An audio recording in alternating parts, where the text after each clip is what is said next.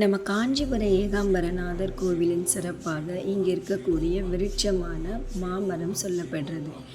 இந்த மாமரம் சுமார் 3500 ஆண்டுகள் பழமையானது.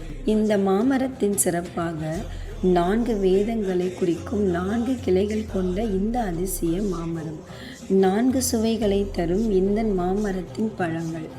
இந்த மாமரத்தை ஒரு அதிசய மாமரம் என்றும் 4 வேதங்களின் குறியீடாகவும் கருதப்படுது. இந்த அதிசய மாமரத்தை நம்ம இந்த ஏகாம்பரநாதர் கோவிலில் தரிசனம் பண்ணுறதுன்றது அந்த ஏகாம்பரநாதரையே நம்ம தரிசனம் பண்ணுறதுக்கான அர்த்தத்தை குறிக்குது.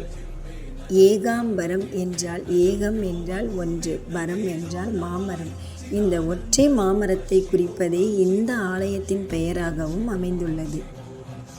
இந்த ஆலயம் பஞ்சபூத ஸ்தலங்களில் நிலத்தை குறிக்கும். நீங்களும் நம்ம காஞ்சிபுரம் ஏகாம்பரநாதரை தரிசிக்கணும்னு நினச்சிங்கன்னா மறக்காமல் இங்கே இருக்கக்கூடிய மாமர தரிசனம் பண்ணுங்கள்.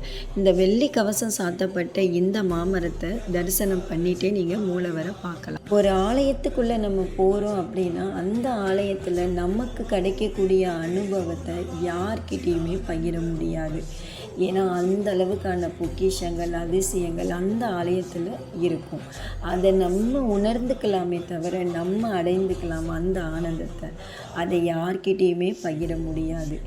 நம்மளுக்கு அந்த அனுபவம் வேணும் அப்படின்னா நம்ம தனிப்பட்ட முறையில் போயிட்டு ஒரு ஆலயத்தில் தரிசனம் பண்ணால் மட்டுமே அது நமக்கு கிடைக்கும். நீங்களே ஏகாம்பரநாதர் கோயிலுக்கு போங்க, ஏகாம்பரநாதரை தரிசனம் பண்ணுங்கள். சிவோஹம் சிவோஹம் சிவோஹம் சிவோஹம் சிவோஹம் சிவோஹம் சிவோஹம் சிவோஹம் மனோபுத்தியஹங்கார